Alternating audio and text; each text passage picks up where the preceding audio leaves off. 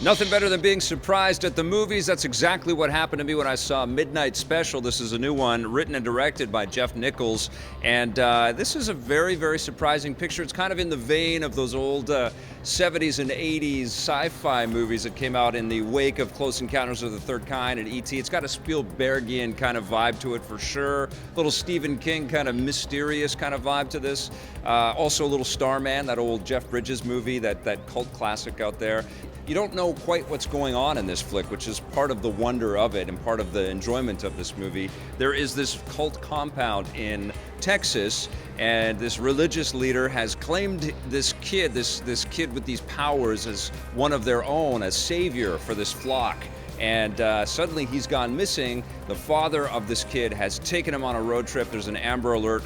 He's got authorities chasing after him, but this kid has these powers that draw all kinds of attention to this father, and so there's a big pursuit happening. The federal government gets involved because these powers start to become significant and noteworthy to lots of people outside of this compound. And so we were kind of on a road trip for a little while, and we're in the dark really about what this kid is capable of. His eyes start glowing, his hands start glowing, but it looks like he's just kind of dying, almost E.T.-esque, you know? We've got this kid that just seems to be docile and friendly and virtuous and a good kid who just seems to be shriveling up before our eyes. And so there's this real sort of compassionate streak that's running all the way through this. Michael Shannon is terrific in this movie. He's kind of dumbfounded and awestruck by what's happening to his son.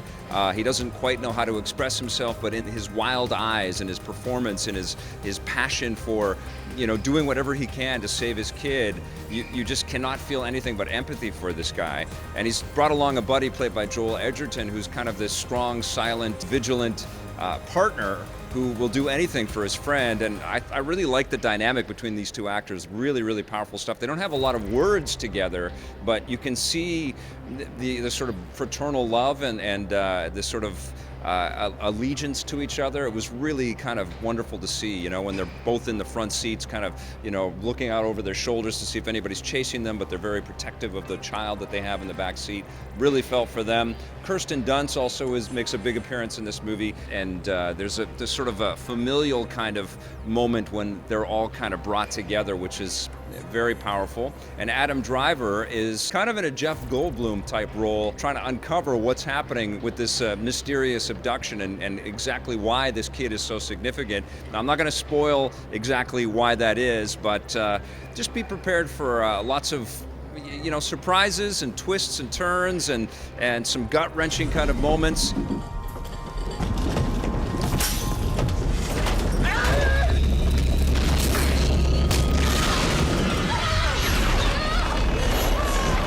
The movie is definitely drawn out. It takes its time getting to the big climactic moments in there, the big surprise wow moments, but it's worth the wait. It's worth kind of just, sinking into the rhythms of this family and kind of trying to figure it out in your mind what the mystery is. That's the greatest thing about this movie, is that you don't always know what's happening and you really want to uncover it. And it's just really well made, very truthfully made, very artfully made, and terrific performances by everybody. I'm a big fan of Midnight Special. I'm going to give it an 8 out of 10.